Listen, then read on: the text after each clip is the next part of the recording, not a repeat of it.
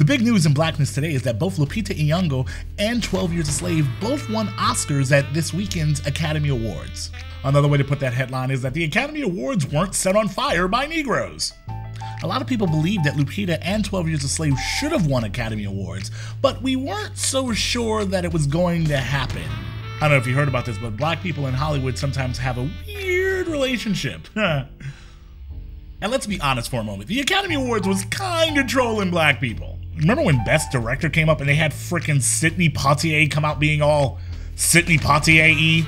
A lot of us at home were like, come on, you do not bring out Sidney Poitier with all the history that he brings to the table around this particular issue of race and representation in the Academy, and then you do not give 12 Years a Slave the frickin' Oscar. They totally didn't give 12 Years a Slave an Oscar for that. Then they bring out Will Smith and we're all like, ah.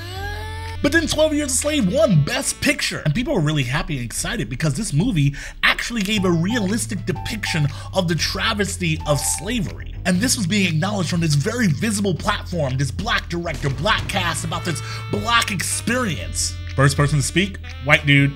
Thank you all. Thank you for this incredible honor you bestowed on our film tonight. A lot of us at home were like, huh.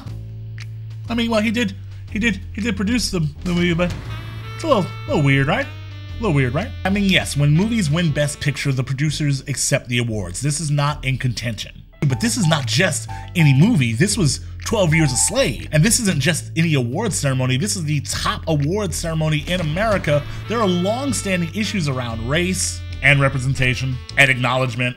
And a slave narrative written by a black person, adapted by a black person, directed by a black person, with a black cast and the first person to speak. Thank you all. Thank you for this incredible honor. White dude. And I'm not begrudging Brad Pitt a moment to shine, okay? But there are more things at play than just this particular moment. There's a country that still struggles with representation around people of color. There's an industry that still refuses to fund films that have predominantly black casts if there isn't some sort of white savior to come in there and make it all better.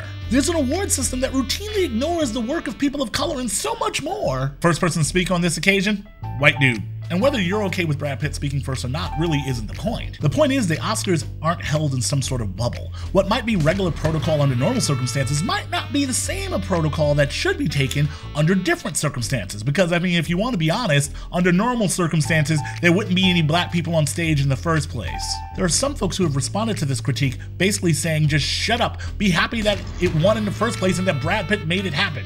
Because I should be really, really grateful that the white guy got behind one of the most beautifully directed, shot, and acted films of the year. Thank you?